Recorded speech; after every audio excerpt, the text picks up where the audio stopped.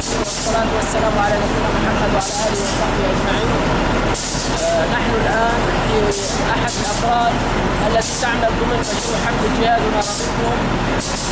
هذه الأفراد تعمل بإشراف جمعية أثر خيرية، حيث تقوم بدورها الجمعية بتوزيع الخبز على النازحين والفقراء في منطقة رفح.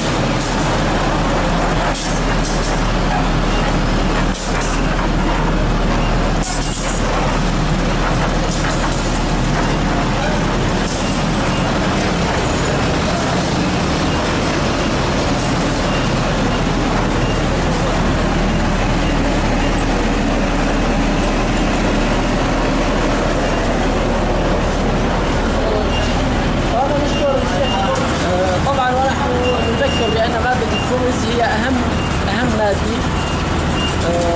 وإذا توفرت مادة الخبز فما بعدها أسهل، لأن أكثر اعتماد الناس في هذه المنطقة على مادة الخبز.